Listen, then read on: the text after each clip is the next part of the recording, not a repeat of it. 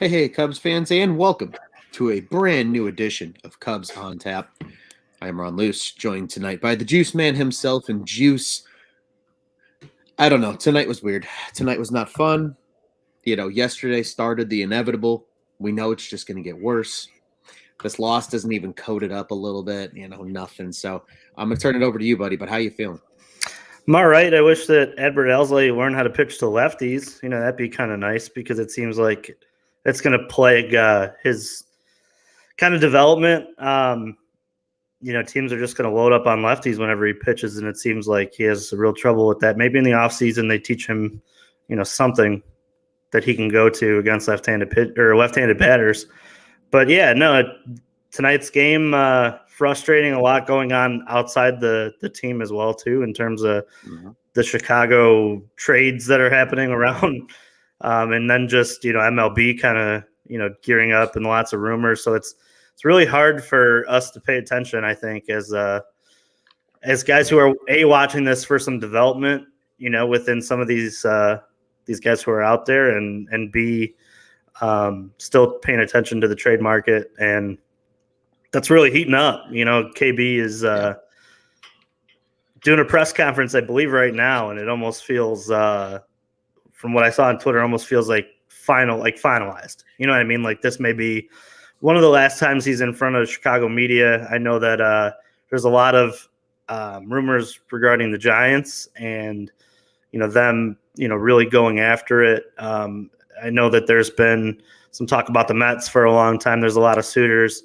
So I think it's hard for right now for us to sit here and kind of recap the game while there's just so much going on around the team and there's just so much uncertainty. And I think while it's probably beating a dead horse when we log on to all these to do these recaps, we really can't move forward until we know what we're moving forward with. Right. And I think that it's made it hard for us to watch the games and pay attention to what's going on. I know for a fact that I did sit and watch the game tonight, and I tried to pick up as much as I could on Edward Elsley, but post fifth inning, it was really hard for me to sit and to evaluate because there's not much out there right now in terms of what that lineup was out and pitching, after that really kind of jumps out to you and says, hey, watch right now for some development, some future stuff. And that's just kind of how I've shifted my eyesight on this Cubs team for the back half of this year. And then you're getting back and forth notifications about, the rumors flying around about Kimbrel and Bryant and, Rizzo now with the Red Sox thing. As it keeps going, man, there's got to be, where there's smoke, there's fire. They got to be at least talking about it. Do I think it's going to happen? I don't. But the way he's hitting, it's like if he's going to hit like that for the back half of it, a team may give them a prospect that they feel comfortable with just to see him go for 3 months. And then I think he would definitely be your A+, comeback on a free agency type deal candidate, with Chris Bryant saying today that he would absolutely entertain coming back after being traded. So yeah, I think it almost like rounds it all out, right? Like he's finally said that, the T word, that he thinks he's going somewhere else. And I'm sure that Jed is true. Yeah. True. And oh God. And I think too, like he's starting to look towards his future in terms of who's going to pay him and where he'd be comfortable being for the future. And it's clear he wants to be back with the Cubs. And I think there's a fit because I think with all the money coming off of the payroll, the Cubs should be able to swing that. They should be able to go back if they truly want Chris Bryant. Chris Bryant truly wants to be here. They should be able to swing a good, contract for him, one that's competitive. But with that said, for the back half of this year, stock the farm. And so far, like we said last night, it's AAA talent, which is really great because that's really close to the major leagues. Yep. And it doesn't signal a long-term rebuild, which is great if you're a fan of the team. Yeah. And I mean, wow, you took the words right out of my mouth, Juice. I mean, Yeah, there's a lot to consider. There's a lot to break down. I'm literally trying to process all of it right now because it really feels like you mentioned, right? We talk about the idea of a retool. And like, and this actually kind of plays off of that. First off, good evening, sir. Second off, if and I know it's a big if, but should we get Bart for KB, what does that mean for Amaya? So this is kind of where my thought process is going, right? Because to me, Amaya might be more of a little bit of a long-term project. He is in double A, but sometimes catchers, take a little more time to develop in general.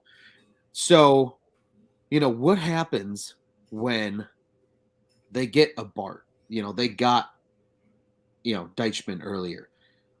Like you said, guys that are close, guys that are very, very close. It almost feels like, hey, KB, hey, Rizzo, hey, Baez, we're going to pull the biggest, flipperoo on everybody. We're going to trade all of you and then re-sign all of you, fill in where we need talent, and go get it again. And it's just like, is Jed a genius, or is Jed just trying to throw shit at a wall and see what sticks? Like I'm very intrigued to see what this kind of transpires to, because as we've kind of talked about already, they're all guys that signal, hey, they'll be here sooner than later. Yeah, I think everybody's been talking about, well, why do we need more catcher talent? I think this is a low-key move of kicking Wilson Contreras out to left field. I think that's a true thing that no one is truly talking about yet. And I think that that's something that is in the cards, because with how many hamstring issues he's had and with him aging, you want to be able to put him in that lineup. Plus the DH is coming. So it's a way of kicking him out to left field. And if the DH does come, you DH him. You figure out a way to, get him in the lineup through the three different positions that he'll play. And maybe, just maybe, Jed Hoyer has a way of moving Jason Hayward's contract, or some of it, in the offseason, where there's more of a chance for them to move him. Mm-hmm. And Chris Bryant comes back to play right field or to play center field, a place that we've obviously talked about him wanting to play. He had said that during the All-Star break, that if he could pick any of the positions he likes to go to, it's center. And with the struggles from Ian Happ, and with Brendan Davis mashing in Double-A but still having to go through that Triple-A system, and maybe he's the way that maybe Brendan Davis starts to play more right field. He can move around in the outfield, or if the DH is coming, he's your set left fielder. I do think that that's the route for them to bring KB back. And you can obviously still play him at third. But with that said, too, Patrick Wisdom has kind of carved himself another chance. And I think that David Bodie, too, will be under contract. And a healthy year out of David Bodie is a contact guy, which is another thing we talked about last night. When they were successful, they had guys like David Bodie hitting the ball around the ballpark because they use all the fields, the whole field, when they go up there. So I think it offers a way of, and like you said, restocking the farm system on the fly, all while getting back the same guys that every Cub fan wants around here. Yeah. I do start to wonder if this does happen, what's the guy that does not return?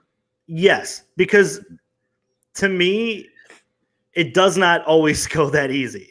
There's going to be a team that jumps up and gives an outstanding offer for Chris Bryant. Now, that doesn't mean that the Cubs can't go to KB and say, hey, whatever's the top at this amount, like, hey, we'll match it plus, But I do think that, and as much as I love Anthony Rizzo, I wonder with how many catchers too, maybe the move is to figure out if they do get this guy from the Giants, and they do have Miguel Amaya, maybe the next move is moving one of those guys from catcher to first into the system to figure it out that way.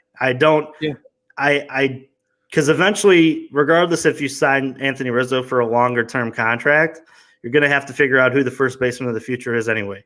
So maybe with Miguel Amaya, like you said, being a little bit further down the rung and him being more raw and needing more time down there, maybe now is the time to figure out if he could play first. And maybe that's the move that they, my opinion, you can never be deep enough at that position. Yeah. Because that position can move around. You could play, I mean, Buster Posey played first. You know, I mean, Wilson Contreras played left field. He's played first base. You know, Right. that's another thing we've seen him out there do. He's not particularly great at any of those, but it is left field and Wrigley Field, and it's not a huge ask to be out there. You know, we've seen Alfonso Soriano, Kyle Schwarber out there. It's a position where you can hide somebody. So I do think that a few of these guys will be back in terms of but I think all of them are being dangled out there because why wouldn't you? You're not contending. You got 3 months you got to get through. So I think that I think the KB one is a huge possibility because I do wonder about team payrolls and what they'll be willing to give up this offseason, even coming out of the pandemic. And I mean, now we're even, there's even the threat that we might be going back into lockdown, which is a whole nother thing that opens up a whole different can of worms. So I hope that's not the case, but it is a business. And I do think that if the Cubs want to be the front one at the table with the highest offer, they can be it. So trade them away and figure out what you can get. And no better position to pick from than the catcher position because you can never be too deep there. Yeah. And I've first off, thank you to everybody that has dropped a comment so far. I'm struggling to keep up with them almost as I'm trying to listen to Juice at the same time. So we could stay on the same page. First off, Cody, how are you, sir? Good evening to you too. Yeah, we're sad as well. Lately it's just most episodes around here are very sad, except last night, but last night was fun. But no, a couple really kind of good questions, things that we see here. I know Dope Redbeard bringing up, could we pull off what the Padres want to do with Hosmer in terms of sending out Jay? To me, I would say no, just because I think Hosmer's a more productive bat. So at least if you send Hosmer to a AL team, he can DH a little bit and you could still get something out of him. Not entirely sure there. Keep it going. Again, a lot of good ones. Bring up the guy we got from Oakland. All right, so Greg Deichmann, outfielder. Was a second-round pick in 2017, actually under Dan Kantrovitz when he was the assistant general manager out in Oakland. So very familiar with him. He was a big power guy in college, hit a 486-foot home run at LSU. Just absolute nukes. Go Tigers. Go Tigers. They still very much think that he has that power, but he's got a more contact approach of late. I think he literally has a 432 on base percentage right now at AAA, and he's batting 300, and his slug is only in the fours. It's really impressive. He's got an 885 OPS or something crazy like that. So, seems to be a fine defender. I mean, I would expect he's a corner outfielder. I don't think he can play center, but a high, a guy that right now is a high contact bat with some power. A comp I might get yelled at for, but maybe a Michael Brantley light type guy where, he's got the pop. He's not going to use it all the time, but he's got the pop. But he's a really, high contact, get on base type guy because you see how Houston's doing right now. And maybe if he's your fourth outfielder or at least contingency plan, if left field is, if Brandon Davis isn't ready right away or whatever, it gives you options. We might even see him this year, quite frankly. I wouldn't be surprised if he came up in August, maybe September for sure with September call-ups. So I would imagine that'll be the case. Dope Redbeard again. Bart might have some experience at first. No idea. I would have to do the research, admittedly, so I'm right there with you. And then Greg jumps in and says, Amaya has played some first, I believe. Okay, so, again, but a perfect example. Cubs fans, I guess this is the only benefit to us having a second team in this city is we have an easy example that is on our television market regularly. Look at what Yasmani Grandal is doing. He'll catch, he'll DH if the DH is coming, like you mentioned earlier, Juice, and then he can play first on days when you need to give, Anthony Rizzo a day off or, something like that. So you have that flexibility as a catcher. Look at what Joe Mauer did. Eventually he just became a first baseman. You mentioned Posey where he kind of did both. It just gives you a day to be in the lineup and still be in the game defensively without having to squat 300 times a game. You know what I mean? Right. It's a little more kind of better for the longevity of a hitting catcher, a guy like, a Wilson Contreras, or even a guy like Amaya who has a promising bat. Yeah, and you got to mention too that with all the COVID protocols from last year, no games being played for the minors, Miguel Amaya lost a year. So I mean, it's realistic to say that his timeline with some injuries too, I believe, has been kind of pushed back. So I do hope that have depth at that position. And if he has played first before, I would guess that that's been in his cards, because most catchers do find their way to the corner spots to figure out, if they can play that, because there's not – obviously it's a different place on the infield, but that's where you can hide a catcher, you know what I mean, at first. Yeah. You can hide a bigger guy at that position. Yeah. So a lot of times when you are a catcher, you've had some experience at first. But Miguel Amaya is a great candidate to do that because he is so young. He's got, the year back from COVID that's kind of pushed him back a little bit. And I do think that he's got the athleticism from what I've watched to do that to play that position. So looking at that, maybe that's the depth that you need, and you can start to fill holes by moving people from positions. I mean, that was a Theo Epstein special too, right? I mean, there was talk at times of Nico Horner playing the outfield, and he has. That's Chris Bryant came up as a third baseman, but ended up playing everywhere because, Joe Madden and his athleticism, allowed him to do that. And the Cubs front office, gave Joe the green light to play him around the field. And I think that that's the future for, some of these guys, because you're going to have to figure out, where you need to plug some holes, and you're going to have some payroll coming off. I truly believe that they'll be in on pitching. They'll be in for the free agency for some of these guys to come back, plus some pitching. And then you could figure out a way to plug some holes around the team. And, within a year, as early as next year, you can be, like we said last night, contending again. I hope that's the case. I do think that it's a good possibility. It's a longer process than that. Yeah. Like, I do think that they're competitive next year and they have a shot, but I do think that with the way that the free agency market may work, they may not get everybody on their wish list, considering that a lot of these teams are going to be coming out of COVID with money to spend. So maybe you need to dedicate more money to spend towards bringing back Bryant, bringing back, Rizzo, Javi, whatever, whoever you need to, dig into the pockets to figure out who's around your lineup.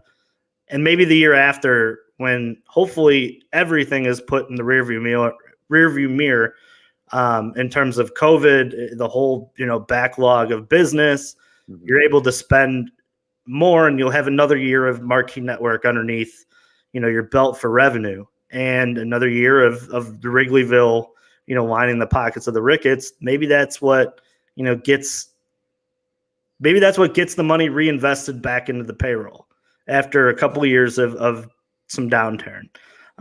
So that's what, there's a lot of reasons to be optimistic. And I think that it's a different time for us, because obviously we're used to watching the Cubs contend, and you're watching these games in July and August thinking how you need to position yourselves for the playoffs.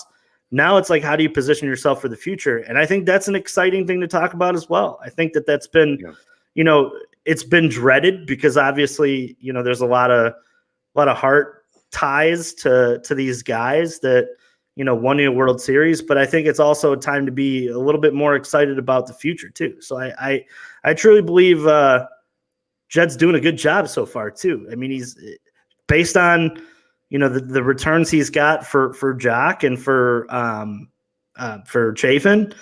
We're on the right track. And now he still has his highest, prize pieces to sell off. And these next 3 days are really pivotal to seeing, you'll know by the end of this week how long this is going to take in terms of, when they're back and contending again in a lot of ways, because you'll get to see what they got back, what the timeline for these guys is to hit the majors, and you'll have a good idea of what maybe they can spend come the offseason as we kind of tick towards September and close out the season. So I do think that it's a really important 3 days for the trade deadline that the Cubs absolutely have to win.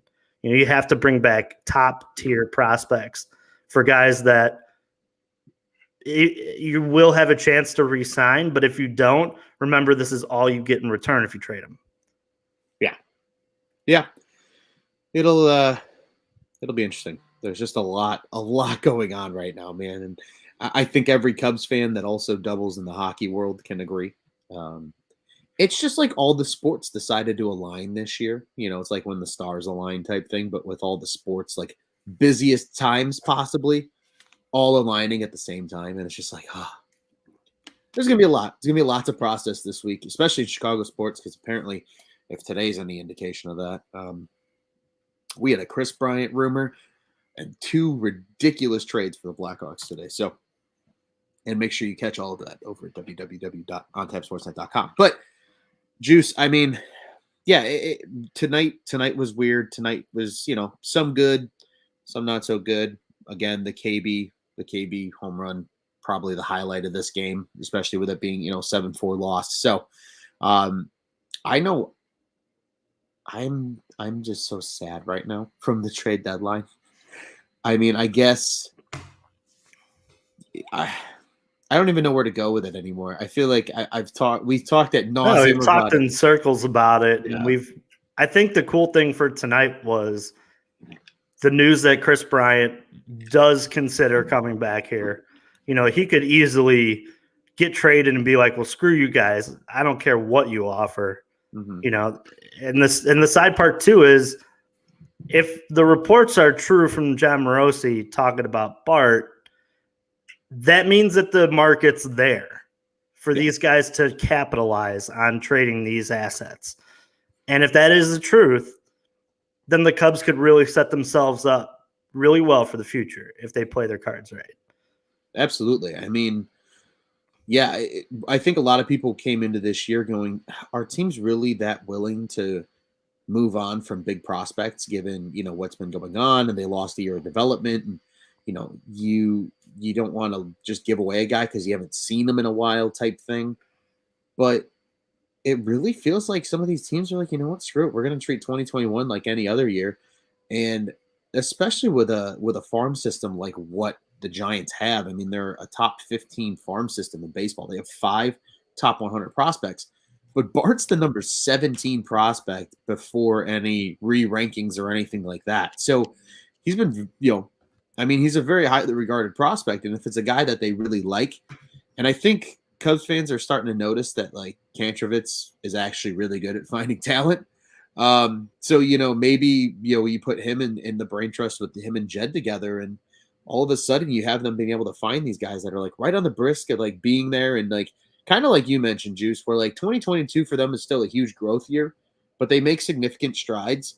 And then, 2023 and beyond is when they really can go for it because they kind of, tick up into their prime, especially if they're a little older. Deichmann is a perfect example. He's 26 already. So I know we talk about 26 like it's so old. That makes me feel old, Juice, because I'm 26.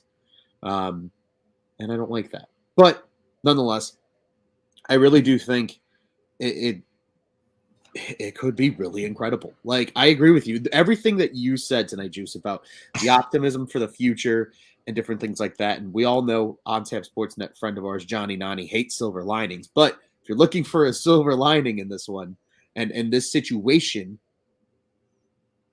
maybe they're not so far off. And some of these moves might pan out in a way that helps the Cubs sooner rather than later, like you said. Yeah, there's a report going on here. It's just a little breaking news regarding Anthony Rizzo. I don't know how much to believe on this, considering that I don't know the source that's coming from. Mm-hmm. Somebody said that Anthony Rizzo's dad was walking around the park today saying thank you to employees and some of the staff around the ballpark or the club for what they've done for Anthony and the family. Where there's smoke, there's fire, man. I'm starting to really think that Anthony Rizzo is on his way out, too. I don't know how you feel about that. But as there's more and more things that seem to link him to being let go, I know he's a captain. I understand he's got a near dear place in everybody's heart. But the more and more reports I see, I do think they are floating him out there, and it seems like they're getting heavy interest. I do wonder, though, like Anthony would clearly be the candidate that you would feel the most confident coming back. Yeah, you would hope so. I mean, he's again, we talk about it ad nauseum. He is the new era Mr. Cub, and it would be almost a travesty to see him anywhere else. And sure, it would be poetic if for half the season he goes to Boston and maybe they win the World Series, or because that was where he was originally drafted by under Theo and Jed, and that's where he met John Lester, and they developed that relationship when he was a prospect and John was in the big leagues. Like, that would be cool for 3 months. You know what I mean? But then, like you said, that's the first guy I would want back of the three. And it's nothing against Javi and KB because I love them just as much. But, like, I mean, when Joe Madden calls you the main ingredient of a dish, you're kind of an important deal. Mm-hmm. And I know that's a cheesy way of putting it. I love the reference, though. He's the egg to the omelet. Like, yeah, he's the most important part because of what he also does off the field. And people, I think, sometimes underestimate, like, how much a culture and different things like that affects big league clubs. Like, you hear about it all the time in, like, college sports, right? Oh, they have a great culture at the university and the program. You know what I mean? It's that way in the major leagues, too. You know what I mean? Like, it's very much the same way. So you probably just don't hear about it as much because it's not necessarily a recruiting pitch because they can just, throw money at you and it doesn't matter. But it's important. It really is. More breaking news. Tyler Anderson. Oh, not going. He's actually going to the Mariners. Yeah, instead of the Phillies now. Yeah. That just came out. That's finalized. Lot going on. It kind of alludes to my thing I said off the air. It'd be very surprising to see if the Cubs haven't made a deal before the end of the night. It seems like the market's really moving quicker than we thought it would. And if there's any truth to the reports about Rizzo's family going around and talking with the team, and obviously Chris Bryant, more or less, saying in his press conference he's done dealing with it. It's got to be soon, right? You would think that this is maybe these deals get done even before the deadline, and us as Cub fans were sitting here, rushing a Ryan Tepera deal at the end of it, and opposed to everybody's already been moved on, and where the Cubs stand. So yeah, a lot of rumors out there tonight, and I'm sure that they're gonna keep percolating all the way through the night. I'd be surprised if we don't wake up to a few deals. Juice, I can't do an overnight deal. You know why? Because I'm going to have that moment, because we at OnTap Sportsnet here are very dedicated to what we do. I'm going to just have this, like, weird sixth sense in the middle of the night. And I'm going to wake up at, like, 2:38 in the morning. And I'm going to roll over. And my phone's going to be lit up because an alert just went off. And I swear, if it's a trade involving the Cubs, I am going to be so mad because I'm not going to be able to fall back asleep because my brain's going to be like, you should write it. So guess what? I don't want overnight trades. Hit me with it in the morning. It'll include one prospect, and you'll watch all the YouTube rabbit hole of God knows who, throw in that, is included in the trade. Yeah, I know how that goes, buddy. But just so much going on in the MLB right now, so many trades. It's an exciting time for teams that are contending. It's an exciting time for us as Cub fans too, to sit here and wonder, who they're getting back and what the future looks like, and some names that we're going to link our heartstrings to, hopefully in the future. But yeah, man, no, I know we didn't talk too much about the game other than Adbert Alzolay not being able to pitch to lefties, but there wasn't really much to talk about other than the fact that maybe we saw the last Chris Bryant home run in the ninth, and Adbert has struggled the same way all season. I think that's the two takeaways from today's game, that he's got to figure that out too, because he's a huge piece to them contending sooner rather than later. And if he can't, figure out a pitch sequence that he can go to against lefties, it's bad when, and I have all the respect in the world for Joey Votto, but I mean, Joey Votto is towards the end of his career, and he is just owning each and every one of the Cubs pitching staff, but Adbert in particular just seems to really struggle against him and left-handed pitching or left-handed hitting in general. It's just been he's going to have to figure that out. And I know he's a young kid and he's going to have all off season to figure it out. But yeah, man, that's something to put in the report of things that we want to see going into 2022 from Adbert Alzolay. During the season, do what you can to fix it during the season. But I think it's going to take, some work on sequencing. It's going to take some work on maybe an extra pitch that he throws in there. I think that's the next move because obviously he has the great fastball. He has the great slider. Maybe you add a sinker or you add, something like a splitter, or maybe you get a better changeup to throw away from left-handers. He's got to figure something out, though, because everything seems to end up in the power zone when he takes the mound against the lefty. It's the same miss. So he's got to figure out what's going on with that. Yeah, 100%. Yeah, I mean, because he's one of the guys that right in the second half of the season we really want to see a big step forward out of. Keegan Thompson goes down to AAA Iowa today. They're probably going to start stretching him out just like they did with Justin Steele. Granted, I think he needs less stretching out because he's already been pitching. I mean, he pitched 3 innings the one night. He's usually pitching well over an inning, sometimes 2. So he'll probably take a little less time where, Steele was being used as a 1-inning man. But point aside, like, this team is really starting to try and transition and see what else they have in the system already too. And that's why I think we see a guy like, Deichmann this season potentially. Yeah, like Peter says here in the comments, Ian Miller potentially gets a look. Hermosa when he's Hermosillo, sorry. When he's healthy, hopefully, he gets a shot. I don't think we see Brendan Davis, and I think that is entirely because of he's only been at AA for not even half a season. And B, I think if we learned anything from the KB time era of his, time as a Cub, service time is manipulation, baby. Yeah, service time the game until the MLB figures out how to fix it. Yep. Which whole backstory, they need to figure that out. There's no reason why the best players in the world who are ready to play on the biggest stage should not be with the team right away if they're ready. There should be no manipulation on the back half from the front office. It's my opinion on it. It's not good for marketing. It's not good for the MLB. It's not good for the future of the game when Chris Bryant, a Chris Bryant-like player, is sitting in AAA strictly so he gains another year. It's a rule in the rule book that needs to be redone. And the MLB needs to figure that out. It needs to be, and it's going to be a part of this year's coming CBA.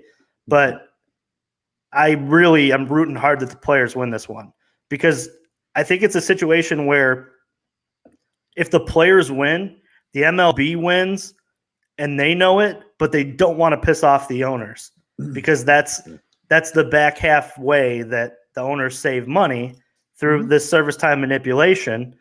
But the MLB, in another sense, needs to get the best players out there so they can do the marketing that the NBA does, that the NHL has done a better job at with getting these guys in front of the camera and on the stage in front of people. And you don't do that with the Iowa Cubs. I'm sorry, at AAA. So they need to figure that out. Sorry, just had a little tangent on there because that's just something that really, really pisses me off.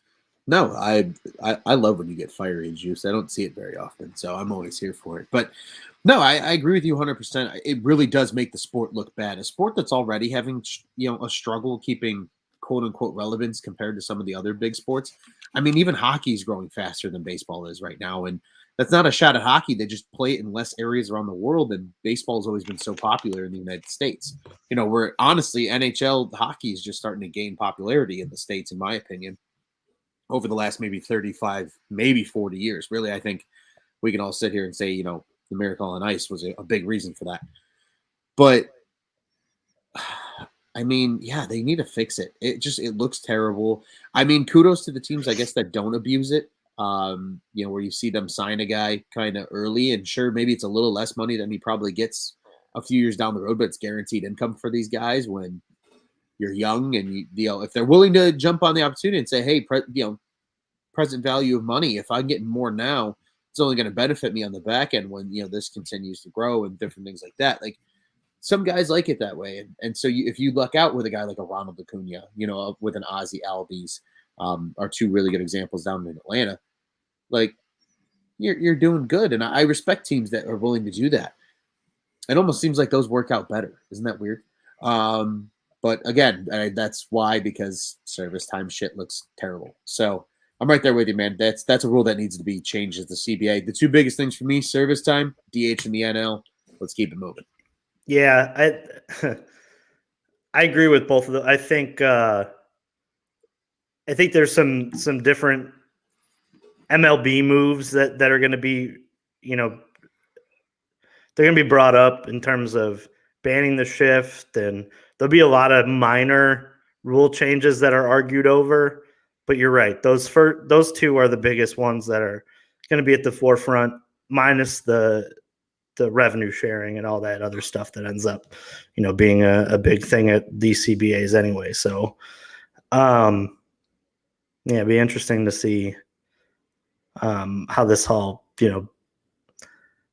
shuffles out. Any news on the Twitter front in terms of some new news for? I'm frantically searching right now as you're talking. I know, that's why I was like, I wonder if he's got anything over there. He perked up a little bit, but I'm just, there's a lot of information going through my timeline right now.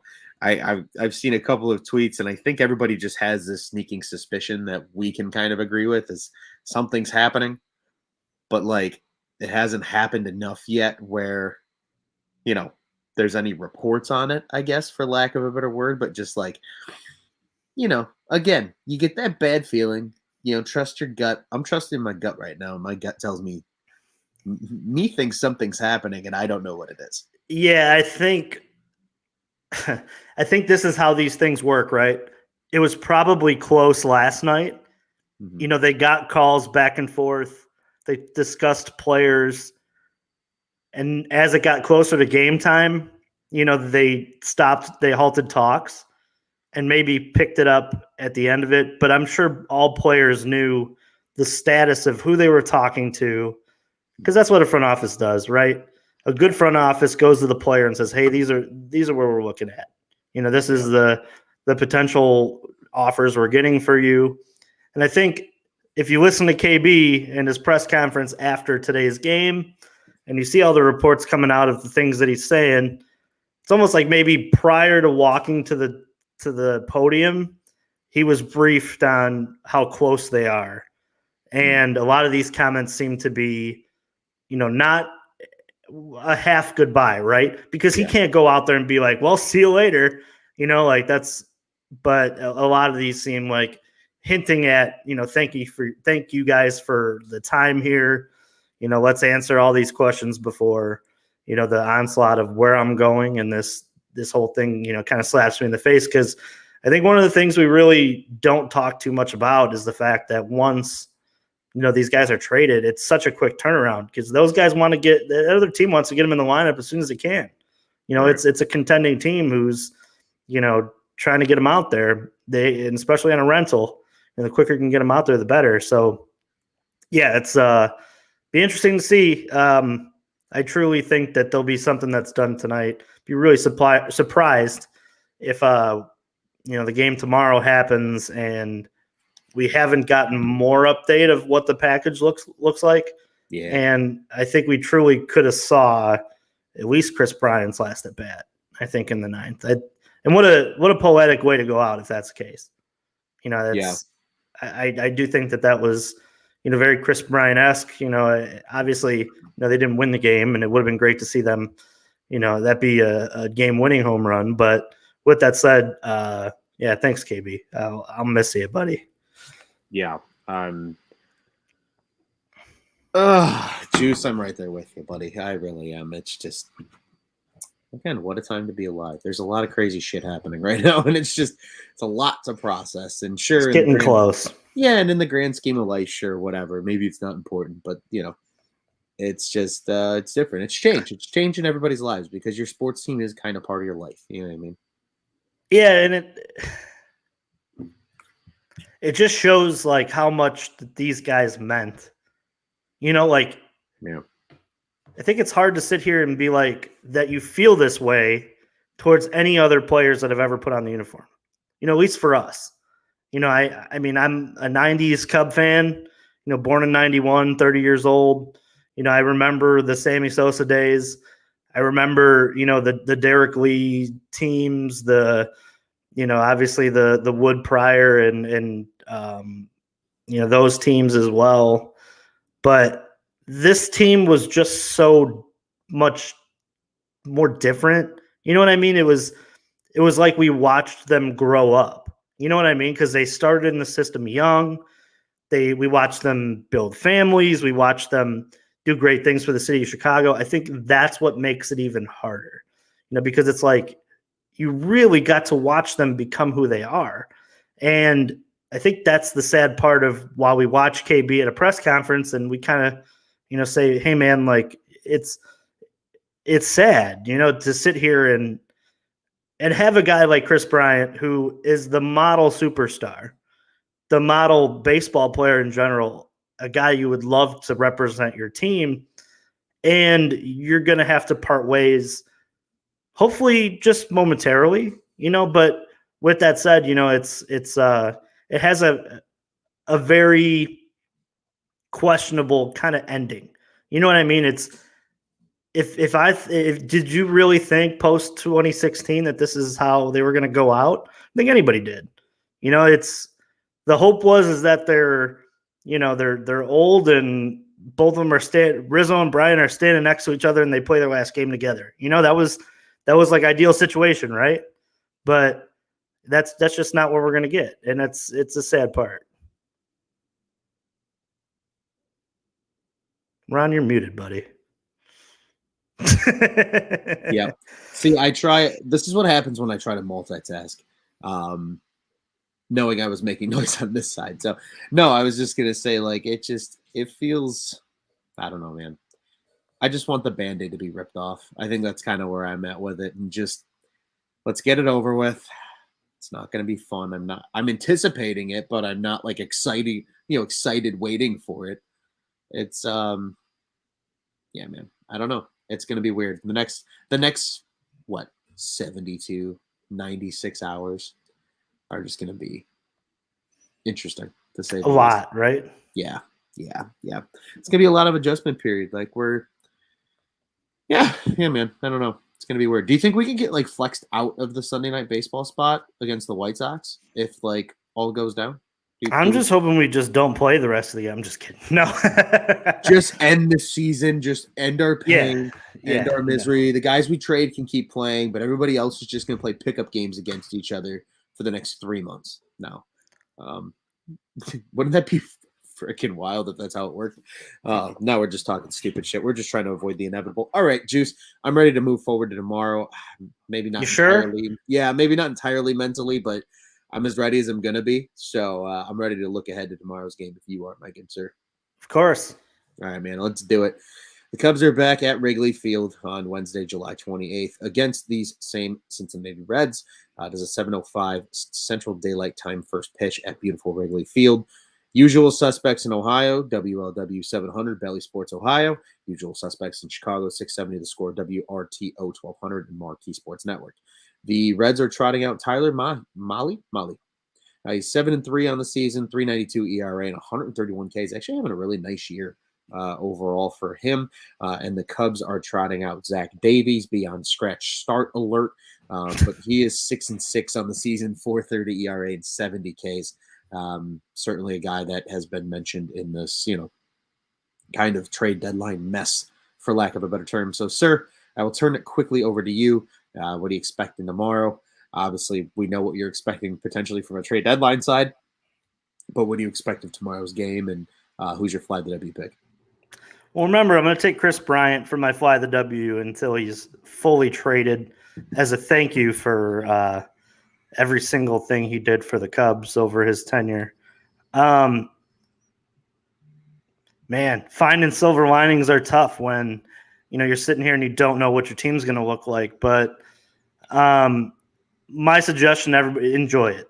Sit back and watch Cubs baseball with these guys with, the names on their back for what could be the last time. It may not even get to the game before Chris Bryant's, moved on and he's at a different spot, or Craig Kimbrell, or, Anthony Rizzo. But, enjoy it. I think this is the time to reflect. And I know tomorrow I do have a little bit of time before the game does start, and I'm gonna pop in, I think, maybe the 2016 World Series DVD and take that in for just some look backs at the. But it's let's hope that we do see some high leverage situations for like a Nico Horner, for Wilson Contreras or Javi Baez maybe is somebody that maybe they invest in, and that's I don't know. It's hard to find. Like I said, man, it's really hard to sit here and preview a game tomorrow when there's so much going on the outside of it. I can't imagine as a baseball player getting up for a game that you don't know what your future is. You don't know where we're going to be playing tomorrow. That's got to be nearly impossible. And I know, like I said, Chris Bryant just came out and said, he's over it. He's trying to stay focused, but it's so damn hard for him to do that. I can't imagine. It's hard for us to stay focused on, what kind of baseball they're playing. We're not even in the front office. We're not even, part of what they're trying to build over there.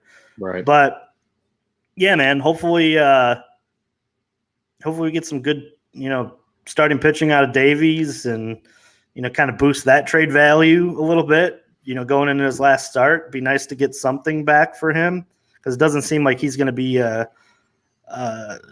guy that they keep around for the future, based on what you're hearing from the trade market and, just his up and down kind of performance. He's pretty decent, but I mean, it's not – we talked about it at length. I don't think Zach Davies is somebody who, you foresee in the rotation next year. I think that'll be filled with guys like Keegan Thompson and Justin Steele and, maybe a signing or two along with Kyle Hendricks. But it'd be interesting to see tomorrow's game in terms of, I'm watching a lot for just some growth from, guys like Pat Wisdom, guys like, Nico Horner, David Bodie, guys that are going to be around here. And that's the silver linings that you need to look for the rest of the season.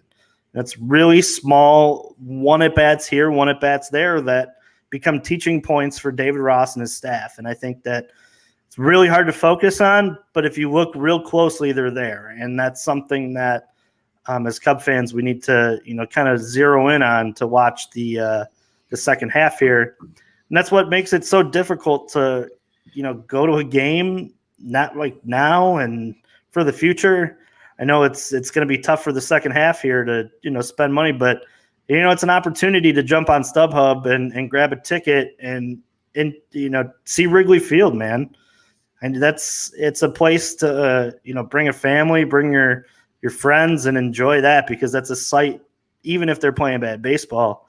But it's, I know for a fact, looking at StubHub today, I was floored at the prices that I seen. I wish I lived in my apartment that was 3 blocks from the field as early as in 2019, because I would be all over some of the games that are happening now. I would be in the stands every night if I could, because it's cheap, man. And if you had a hard time for the last couple of years bringing a family, now's the time to look, because it's pretty affordable in the Cubs sense of bringing a family of 5 now. I mean, it's not cheap. I'm going to tell you that right now, but It's not what it was as early as, the beginning of the season or, in 2019 when, they were full capacity and looking to contend again. Yeah. No, I absolutely feel you there. And yeah, no, now I feel like people are just messing around now because like people are tweeting like with a little, asterisk, vague tweet implying a trade is happening based on nothing when with no sources, just to like again, just to Yeah, further mess with the aura of tonight and of essentially what the next, 60, 50, 60 something odd hours will be, yeah. until It Friday's always over. brings me back to Twitter. Shout out to Charles the Cat. Remember during the Bryson or not Bryson? I'm thinking of Bryson DeChambeau. The Bryce Harper stuff and the Manny Yeah. Machado. All the reports of that. I think that I think that it's always funny to see who breaks stories. And a lot of guys on Twitter they just say things. You know what I mean? Just to say be shit just to say be shit. first. You Yeah. know what I mean? And it's make sure you're checking your sources. Make sure you're not being the idiot that jumps the gun and says, "Oh man, they traded Chris Bryant for, you know, Wild Thing Rick Vaughn." You know what I mean? Like that was the first name that came in my head. But Wait, you're telling me Wild Thing Rick Vaughn isn't in somebody's system right now? no, he's not. That's Unfortunately, crazy. not. But he's got Tiger blood, and it's Charlie Sheen for you, baby. Absolutely. Yeah, man. I mean, it really is hard to get up for these games and watch these games. And you know what, Juice? I'm gonna join you in this sentiment. I really am. Because also to back it up against Molly in his career, Chris Bryant is a 389 hitter with 3 homers and 4 RBIs. So I too am gonna join you in selecting Chris Bryant as a fly the W player. Because I think if it is the last one tomorrow, if it wasn't today, I hope it's special. I really do. I hope it's, full house Cincinnati type game, 3-2 type stuff. That would be pretty awesome. But we'll see. Yeah, where he just hits a home run and then trots the bases, and then it drops right there that he's been traded to the Giants for. Or maybe he hits a home run and at home plate, it's Jed Hoyer and Tom Ricketts with a contract extension for him to sign as he rounds the bases. What a turn of events. It'd be real wrestling, kind of pay-per-view moment right there if that were the case. But yeah, no, I'm with you. Salute to Chris Bryant. And if we wake up tomorrow and he's not a Cub, because I will be going to bed after this and catching some Z's, I'll sleep pretty well, I think. But if we do wake up and Chris Bryant is not a Cub tomorrow, KB, thanks for all your service and wish you the best. And don't forget Chicago when you have to sign the dotted line during the winter. Yeah. When you pick where you want to play for the future, I hope that the Cubs come back to you and say, "Hey, man, let's make right and let's pay the money you deserve. Be a pillar for the Cubs for the future and the rest of your career because you goddamn deserve it." Yeah, absolutely, man. I have nothing further to add. One quick comment I will pull up. Can you guys do live streams during the day in reference to the trade deadline? Possibly. We'll see how Friday would probably be the best one. Not entirely sure, what in between now and then we will be able to do a daytime one, but we'll see. We'll see. I'd be able to do Friday during the deadline. I'm just going to throw it out there right there, but it'll depend on you too, what you can get on. And it would be a quick, recap after the time slot goes through and we can talk about some of these guys that get returned. But yeah, I'd love to visit that. Yeah. And we can, I don't know, maybe we can make some type of marathon out of it with doing a big live long stream. And we'd probably only be able to do it on Twitter, but we'll see. We'll explore that internally. But Juice, I have nothing further. I'm just ready for the Band-Aid to be ripped off. What do you say we get out of here and wrap this thing up in our best Pat Sajak way? I'm ready, buddy. All right. Well, ladies and gentlemen, I want to remind you, Cubs on Tap is the official Cubs podcast of the On Tap Sports Network. You can go ahead and venture on over to www.ontapsportsnet.com and at OnTapSportsNet on social media. You can find our pod-specific accounts. We are at Cubbies, that's Cubbies on Tap. Instagram and Twitter for there. I am at LuceOnTap on Twitter. Juice on Tap You can also go and check out all of our other great panelists at Cody on Tap, at Joe Maris, at Marty LaBall, at the Right 326, and everybody else that contributes here at Cubs on Tap. And obviously, as we mentioned earlier in the show, we do it all here. You got hockey, free agency starting to pop off. The NBA draft is this week. We got Bulls coverage for you and Blackhawks. Bears training camp started today, so we got Bears coverage for you as well. We got all the Chicago sports, and yes, Cubs fans, we all have at least one friend who is a White Sox fan. So go ahead and bring them over to us too, because our Sox on Tap guys do an excellent job covering the Southsiders. Like I said, we got it all for you. www.ontapsportsnet.com, at OnTapSportsNet on social media, the OnTap Sports Network. Go ahead and check out what's on tap in Chicago sports.